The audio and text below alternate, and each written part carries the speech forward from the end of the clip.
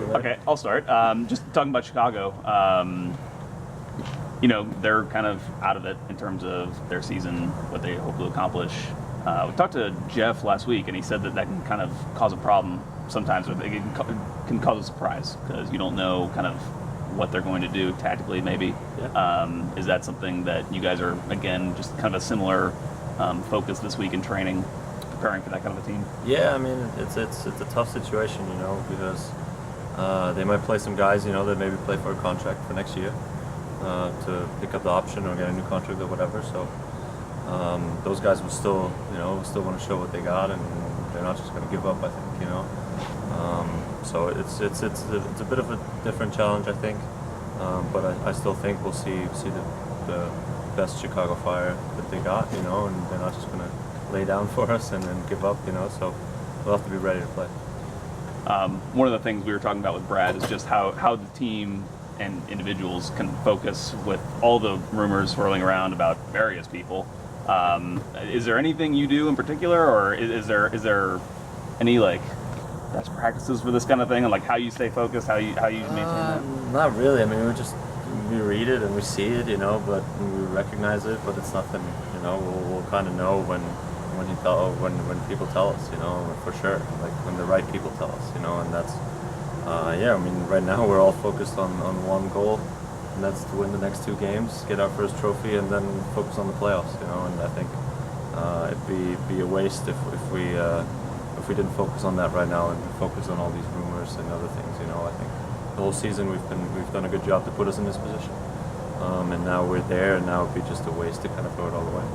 Yeah, we talked to Parkey, I think last week or a couple weeks ago, and he kind of mentioned that soccer players in general, it's a year by year kind of life. A lot of players don't know. It's not just the manager. There are lots of players that might not have a contract for next year, and they don't know what's going to happen. I think that's just kind of jarring for a lot of people who in the normal workforce who are thinking more long term than that. Yeah. So I mean that's how life is, though, for us, and we've kind of obviously seen it with all these rumors, and we know it. I know Parkey has told me this a bunch of times that it's just you don't get these opportunities that we have now as a team to win a trophy. You don't get these too often in your career, so you should make the most of it, and that's why for me it's just it is what it is at the end of the day. What other people decide to do after this year, I hope they stay committed to what we do this year, and I know I am, and I think most of the guys are, and not all of them.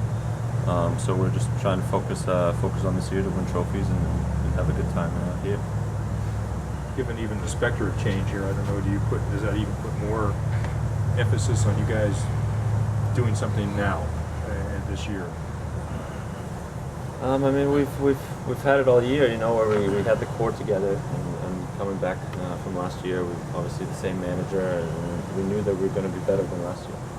At least on paper, and we just had to bring it on the field, and I think we've done that so far. We're in a good spot, like I've said, and then we've worked hard for that, to be here, to have that opportunity. So we're just trying to get out, and like I said, these chances and these opportunities don't come too often in your career, So should make the most of it, and hopefully we will. Anything else for Julian? Chicago itself, just on Sunday, what do you see from them on film, and what we have to do well to come out with the win? We have to be ourselves. We have to have our game at a pretty high level, because I think they're very capable of scoring goals and making it difficult for us. They're also probably going to make it tough for us to break them down, where we have to be sharp, we have to be quick in our passes, and then obviously convert the chances when we get them, just like any other game, really. But they're very capable of scoring a goal or two, in a game, so we have to be prudent defensively to kind of keep the shutout and give ourselves a chance to win the game. Has Coach talked to you about where you could possibly be in the lineup as far as positioning and where you can be? Yeah, I already know. Any particular... No, I'm not going to say much. Is it a position? No, in general, how is it for you? I've played before. Yes. No, I get that. No, but how do you handle that? How do you handle that, though? As far as we've seen you play so many different spots throughout the year, how do you just handle not know? I mean, now, but sometimes you're up front, sometimes you're towards the back. How do you just handle having to know all of these spots? Yeah, I mean, it just comes natural to me by now. I think it's nothing too new. I already knew yesterday as well, so I kind of have a few days to really prepare myself for what I'm going to play in. But so it's just going to be another game for me. You know, try and just impact the game in a positive way, and then try and win the game ultimately. You know, and that's really what we'll focus on and what I'm focusing on. Mr. Julian? Do you want to play in goal? No, Okay. no, I don't know what else is left. That wouldn't give us the best chance. To Yeah. win this game. Yeah.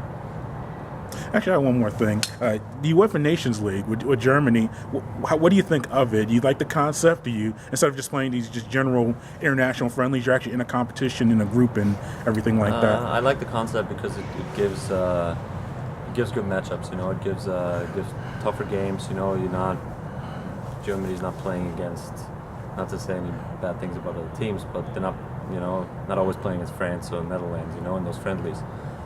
So in that sense, I think it's a good competition, and if there's a reward at the end with the qualification for the Euros and everything, I think that's a good thing, you know. And like I said, you'll see some different types of games. Like now with Germany, you know, they play well, but against not so good teams, maybe they kind of win those games, but against better teams, they end up losing the games, you know, because the details matter in those kind of games. So I think it gives the national teams better preparation and better quality time together.